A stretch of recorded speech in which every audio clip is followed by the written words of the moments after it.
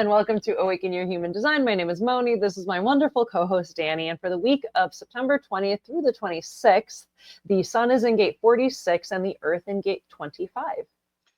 The bringing of the vessel, the most sensual version. And that's all I'll say. Well, thank you to everyone who is watching and liking, subscribing, commenting, hanging out with us. We love having you here, and let's get into it. Here we have our mandala body graph, and we can see the sun in gate 46, which is the determination of self, and it's an identity center gate. And then we have the earth in gate 25, which is the spirit of self, and it's also an identity center gate. These two things speak so much to the vessel of love itself. And I always keep saying the vessel itself is pretty cool. It's as a thing. But if there was a hot spot, it's in gate 46. Here we have the sun in gate 46, just pushing upward in the determination of the self. Good fortune that may be perceived as the result of serendipity, but derives from effort and dedication. Gate 46 is an identity center gate, part of collective circuitry, so sharing is our keynote, and it's part of the sensing circuit specifically. Gate 46 links up with gate 29, which is perseverance, and the 29-46 make up the channel of discovery. Gate 46 is focused on quality of life being experienced in a physical body. This is the love of the body, sensual honoring as a temple. And it's always in the right place at the right time. Gate 46 lives the good fortune and discovery of serendipity. This is success or failure, which is dependent on the determination of the higher self. It's an abstract process of surrendering to the cycle of experience, which will either fulfill potential or bring chaos. Absolutely. So this whole higher self business is literally what's it saying yes to as an experience. And it's about not the enthusiasm to get into an experience, not the hunger and the feeling of this emotional process to get into an experience, but it's to be in the experience, in the now, in such a way that it's the only way to be, such that there is a story to tell about it, such that it can be fully reflected upon afterwards. That's why the sensual body, even if you don't feel sensual about your body, there's still a time and a place where you keep being there as a result of what feels like serendipity. And the more you sort of deny it and live in the not self world, the more you won't see it. And you'll live out the or not. Good fortune could be bad fortune, totally. So don't get hooked on like it's a magic thing, but the more you are yourself, the more the serendipity keeps showing up, because this is part of what hooks us into a line of geometry. Remember the show we did on just the G center and these two incarnation crosses, and I think we threw in the monopole and basically this whole hooking us into trajectory. Well, gate 2 is what hooks us into our trajectory and links us through the link node into a movement. I mean, that's important, powerful stuff. We're talking about 5, 6 gates were all at once, all involved in the same process of movement. This is our love of the movement in a body that we're so lucky to be in.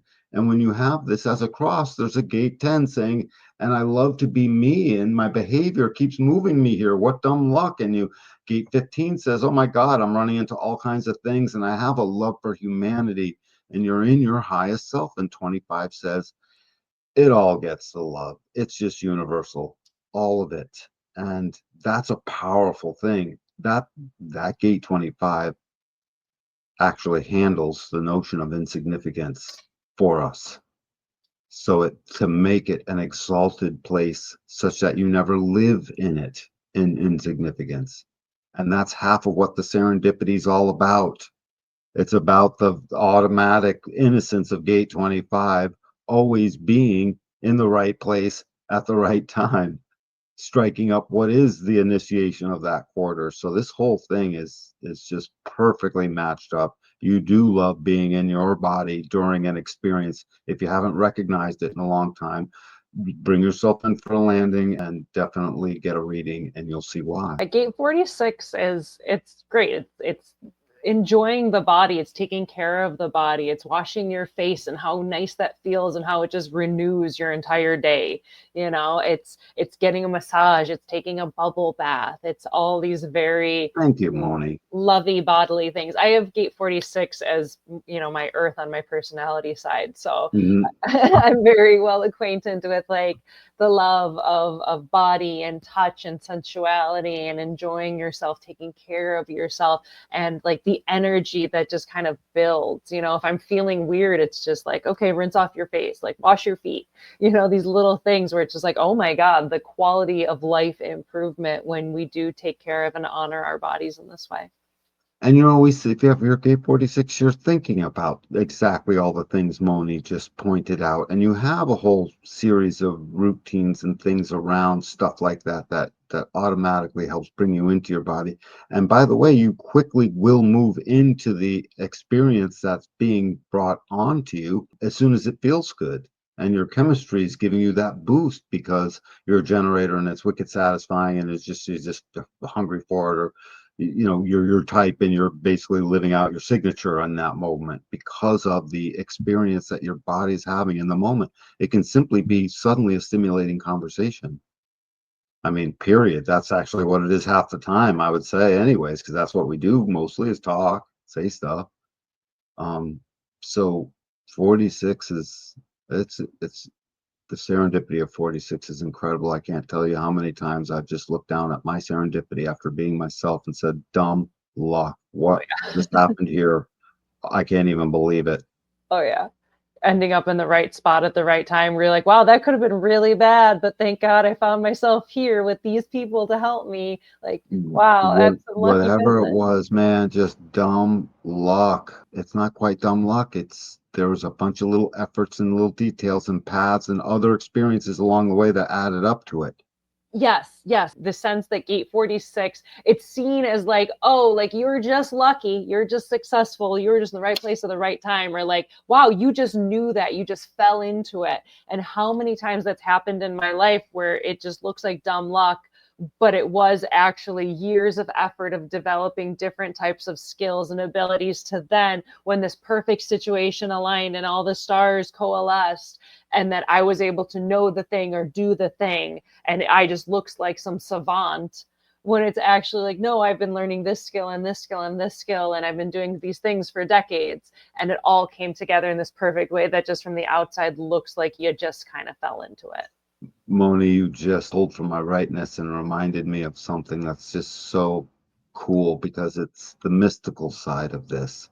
The skill, when you learn the skill of just being yourself, certain serendipities come by way of something we could never possibly imagine because we can't tell what half of our geometry is hooking us into. It's unconscious, A, and B, it's hard to really tune into what really is our trajectory hooking us into. It's always taking us for a ride is the thing. So in a mystical sense, being yourself is one of those things that basically you gain mastery, you get good at just being yourself, and that creates the mystical side of the serendipity. That you got to admit, Moni, there have been times for me and for you where the serendipity was like, I can't quite get to all the details that I did to make this work out this way. There's a little bit of magic involved here. What is that? Oh yeah, no, I mean, Moni magic is definitely a thing. Like that's always at play. If I could tell you some experiences, it'd be like, again, dumb luck. What? Just what? How can this even be? But anyway, so Yeah. that's 46. These two are like kissing cousins. They go together. They go together. So here we have the Earth in gate 25, which is innocence and the spirit of the self, the perfection of action through uncontrived and spontaneous nature. Gate 25 is an identity center gate, part of individual circuitry. So empowerment is our keynote, and it's part of the centering circuit specifically. Gate 25 hooks up with gate 51, which is shock, and the 51-25 make up the channel of initiation. Gate 25 flows out of fully accepting and living surrendered to one's form. Innocence is designed to love without discrimination, and it empowers others to the potential to love life and everything equally. There's also a mystical potential of transcendent and universal love. The spirit of innocence is always being tested. And this is about meeting initiations as a spiritual warrior, or sometimes a fool, and leaping into the void and landing on your feet. Mm. I can't say enough stuff about gate 25, this universality of the innocence. The innocence is the spirit of the self, not to be confused with 55, which is just the gate of spirit. It's sort of more about humanity, spirit, and within the mood of a moment. And this is the spirit of the self for all the moments, forever, and the whole time you're, in your life.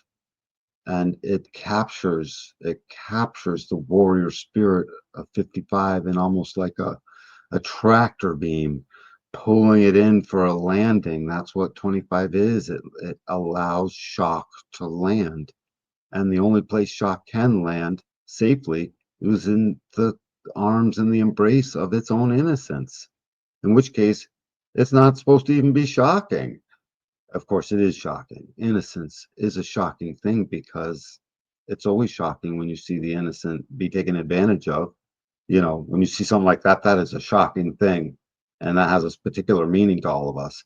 That's how important this innocence is. Again, it's so powerful. It deals with insignificance just fine. And it rides it like a wave to full on significance, to seeing its actual place in the flow of it all.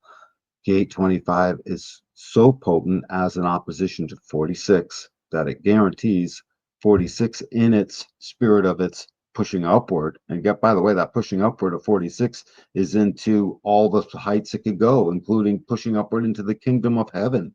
It's everything that the body would ascend to, transcend but ascend to. And that's the thrill and the joy of that being there. And it's a process that ultimately gets told, because this whole thing is still leading to the prodigal. This whole process is leading to 13 and 33. And so 25 brings its innocence into that spot, in this place, as a grounding. And so through the innocence of the self, through the basically moving upward in the determination of the self, these are two incredible self gates that move us towards a sensuality inside ourselves that is not only innocent, but will push upward, and it will endure, and it will commit, and it will lead to what the story gets told, and it will land that airplane for the warrior, and it will bring it all into the vessel, and it will bring it all into a movement. This whole thing is here to empower a movement after all, right? Again, back to that G Center episode we did. The vessel at the bottom empowers the direction of the Sphinx on top. It's just love empowers direction. It's a simple formula that everybody knows. Love is always the way. That's why it never gets beat down fully, no matter how bad some forces might want to try and do it. You ever notice it never works? Yeah. In the most crazy of circumstances, this is here to survive the beauties and the joys as yourself, as well as the death camps of Nazi Germany. That's what this is here surviving, and then ultimately being itself in. So I'm getting goosebumps just thinking about it. This is a powerful combination. So this is our Sun Earth at this point in time. And I'm going to have the same advice I have with 36 about just trying it with something or other as it relates to what should we do with it this week. But that's 25 in a nutshell, surrendered to one's form. Yeah, it's like that innocence and this perfection of action through uncontrived and spontaneous nature. Like you can't plan to be innocent. It's just the perfection that comes out when you're not trying for it to. Like it's just that like spark of innocence and love. It's the innocence that is easily says, what do you mean? When the other might be telling you something that's like wicked hard or bad, and the innocence, it just doesn't know. It's Mm-hmm. not supposed to, it's uncontrived. And in such, it catches that pressure and that power and that shock and absorbs it. Innocence absorbs, love moves, and the vessel empowers. Yeah, and the importance of protecting that innocence as much as possible.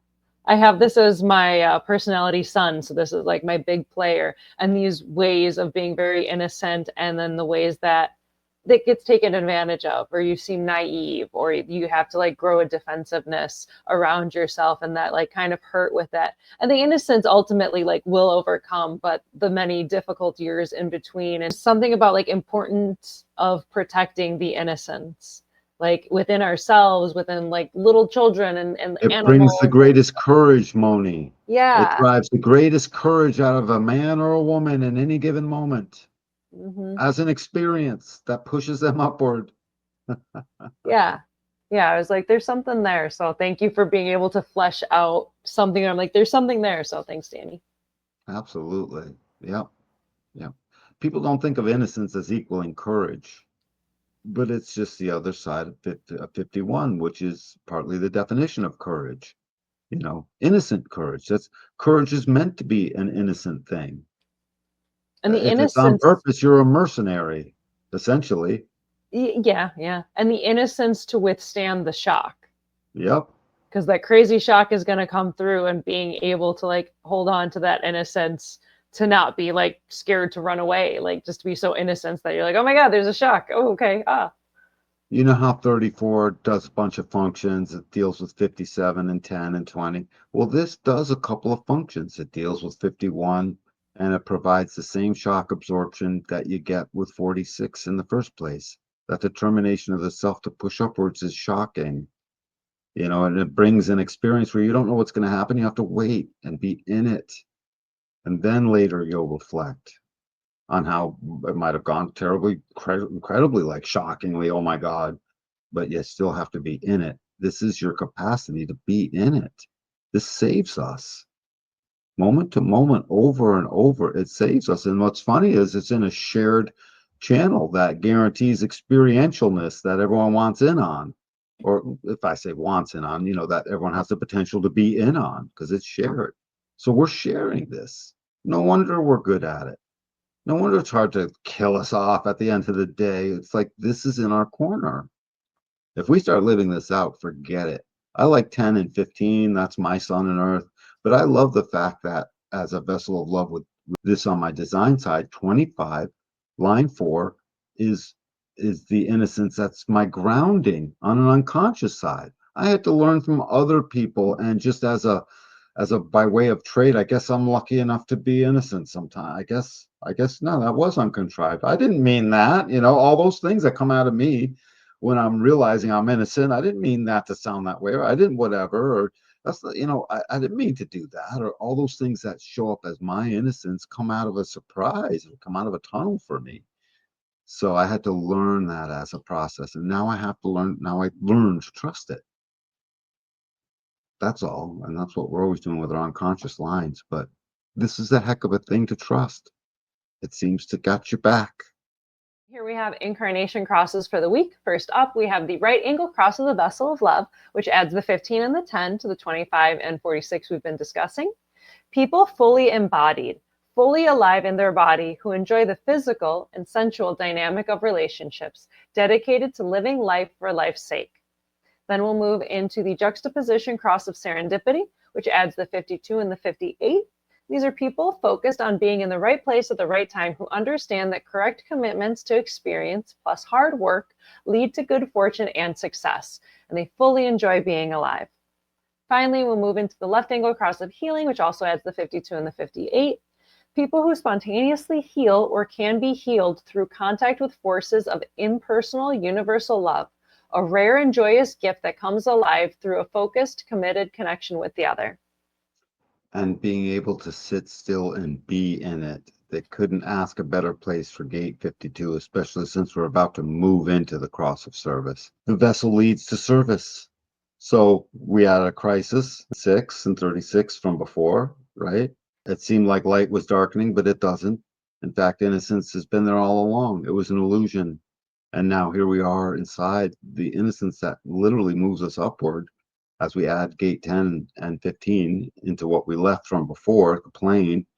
And so we made good with the material plane because we made good with our feelings. And now here we start to make good with our actual pushing of a movement through our behavior. It gets added through our love of the extremes of humanity, our love of humanity in general. And we add that into our innocence, and the vessel can't help but to help move a direction. I would take sensual and add with the word sensual, I would add the word essential. Um, who enjoy physical, sensual, and the essential dynamics of relationships, because those essential dynamics are everything else is a thing, and they're enjoying all of that, and or they're working with all of that.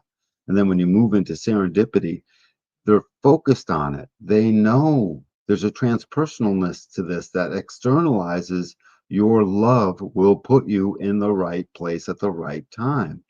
That's what's being said by this juxtaposition, whether they're saying that or not. That's what's exuding out of their aura. And then when it finally gets to healing, this is about their own body. And it's about taking a wisdom of healing and moving it forward into service. Because we're moving into service next. And what this says is healing is a big foundational part of service. I mean, that truer words couldn't be said. There's a shaman and a healer in every single tribe across the board. They went to them. So we had 58, joy, first line, just joy, joy for joy's sake. And then 2, I don't know what it says, but it's basically joy that is there, but you can't quite tell, and it gets called out of you. And then it's the same thing. So we're adding in healing as an aspect of identification, to logically identify the stuff that you're going to basically look into. And you love looking at this, is the look into it aspect of what this cross would be. In the beginning, the vessel is just the vessel. And now at the end, the vessel is looking into it for the sake of service. So that service is to self for your own healing. Mostly it's supposed to be there for everyone else as well, because it's going to get shared. That's what this does. So this is a good movement. Finally, we have our hexagrams for the week. First up, we have the sun in gate 46, which is the determination of self. And in my I Ching book, it reads as pushing upward. The trigrams are earth over wind. The image reads, center of the earth gives birth to wood, pushing upward. A noble one with patient character builds up small things to attain the high and great. A seed germinates and the plant begins to grow in the center of the earth. The noble one has the qualities of both the earth and the seedling, flexible, feeling her way upward, small and resilient, and also yielding, and nurturing this growth with all the patient power of earth. She understands that pulling the seedling will not make it grow faster, and so the many small things she achieves will amount to great things in the end. Pulling the seedling is akin to trying to analyze the experience, not be in it, but trying to look at it. Letting it grow is simply being the experience, as we mentioned before, which 46 demands. I find it interesting that they have the same keynote. This one, there's usually a different word or two or a phrase, but this one, pushing upward, just like in the book. So this one stays the same. I think that's pretty cool. But yeah, no, they describe it. I think 46 and what you just read truly describes the tree, because the tree will push upward, or the plant, whatever it is. The seed is such, what the seed and the seedling, what comes out of the seed is a perfect analogy for 46. Just plant it and then be with it, and it will give you at the end everything you care to reflect upon. Mm-hmm. The planting of it is gate 29, by the way. And the growing of it, knowing it's going to grow, is the 25, which you're going to read next. The earth in gate 25, which is the spirit of self. And in my I Ching book, it reads as without entanglement. Yeah. That's so good. Yeah, uncontrived. Uncontrived, but I like both, because uncontrived has a certain oomph to it, and also without entanglement. Without entanglement, yes. It adds another kind of angle on it that I enjoy. Wickedly, yep, it's a good one. Yeah. The trigrams are heaven over thunder. The image reads, below heaven, thunder moves. All things interact without entanglement. The ancient kings, with abundant growth in accord with the seasons, nourished the 10,000 things. Those who are without entanglement are like the natural world, effortlessly in harmony with the quality of the time, connected to the natural movement of heaven with the immediacy of thunder. The ancient kings could nourish the whole world with the abundance of seasonal growth, without ever making anything grow.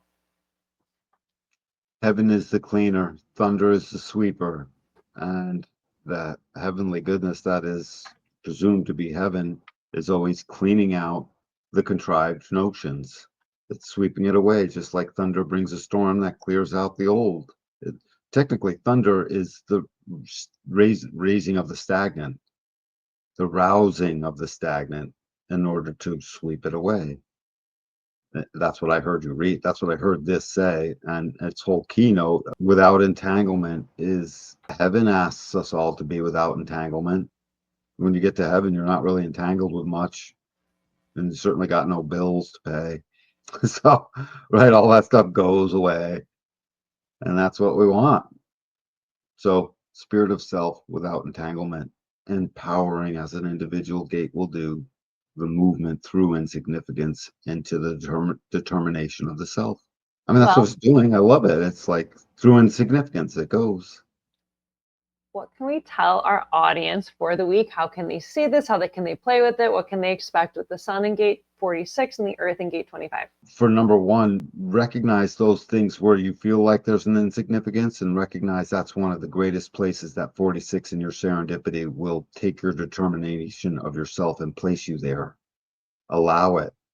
Wherever it is you feel insignificant is a place where you get to have all kinds of growth. It might even be a great place to start a business or to wind one down. Now's a place for like universal truth to yourself.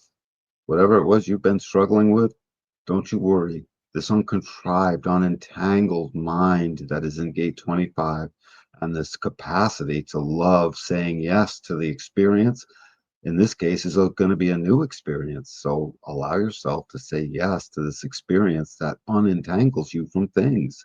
Disentangle. You get to do so innocently. You got a pass. You got a hall pass for disentanglement. That's what this is, because you're in the right place. Just be yourself, and you'll be in the right place as you entangle or disentangle. Yeah, I like that, being grounded in this innocence and the disentanglement and the uncontrived nature. I feel like a very big sigh of relief. It kind of feels like, and even this is the autumnal equinox, so it's also this shift from summer into fall. And summer's wonderful. I love summer. It's warm and you get to do things and go on adventures, but there's kind of this constant go, and there's another thing, and there's this, and you got to organize this, and there's just so much that happens in the summer. And towards the end of the summer, it's like you got to get it all in before summer's over. And I feel like when we hit the autumnal equinox, it's like, oh, there's this like breath, there's this like relief of, you know what I mean? Like, okay, Yep. it's settling down, it's cooling down, being grounded in this uncontrived, innocent nature. And for the sun to then be able to shine that 46 and like the love of the body. I don't know. It's like I want like a hot cocoa or a warm cider, go like walking through the forest, like those kind of vibes that start to come in as you hit autumn. Yeah, and autumn brings so much color to it all as well. There's just so much that actually happens. We harvest. Yeah. This is a time of the actual proof of the abundance. Just like we make babies around this time, you know what I mean? This big is the baby making beginning, when 46 hits is in the sun. So Get a little cooler, get a little cold, you got to cuddle up. yeah, and harvest all your stuff, and you get to see and now reflect upon the experience of everything it took to get there in the first place. So that's a great analogy and a way to look at all of this. I say let your contrived innocence entangle and disentangle the things that need to be worked out. You feel helpless about something. That's the sense of insignificance from gate 25. That sense is telling you something. Deal with it. This is, again, you can at this week, you can just lean in and deal with it. You'll see. And you'll thank me, by the way. Yeah, and like, You'll thank us. Yeah. and yeah, do nice things for your body, like You enjoy call some, me, right? yeah, Yeah. like enjoy some hot cocoa, take a nice warm bubble bath, go on the walk through the forest, get a massage, do something that is like pleasant for yourself. Go dancing, exercise, whatever it is that is for you, to take care of the sensuality of your body, your loved ones, your boyfriend, your girlfriend, whatever. Like, do nice body things. Enjoy that. Like, enjoy that we have been given these beautiful, beautiful gifts of the vehicles of our body, that we get to exist here, that we get to live here, that we get to touch things and taste things, eat a yummy meal, go somewhere special, like that kind of stuff. I thought of something else too. If you felt like it, this would be a week to experiment with little to no electronics. Turn your cell phone off for a week if you can. Most people think they can't, but I say try it and see if you're forced to turn it back on. Other than your own self and your own, but turn it off, because your experience is almost never there. Your true experience for yourself, so that would be another thing for this week. Definitely. Yeah, This week should be the week of no cell phones. I like this. I like this autumnal equinox, vessel of love, bodily, sensual delights kind of energy of this. I don't know. Maybe it's because I am a vessel of love, so I just like extra feel it, but there's something special here. No, I totally get it. I'm with you on that. This is a time of being empowered by, right? Empowered by. You are empowered. 1, 2, 3, go. The priest is on your side. You actually can't lose. Just be yourself. So that's about it. Perfect. Well, thank you, Danny. Thank you to our audience. Thank you for liking, subscribing, commenting, doing the thing, asking questions, being here with us. We love having you, and we will catch you next week for another transit. Absolutely. Love you very much, everyone. Thank you very much.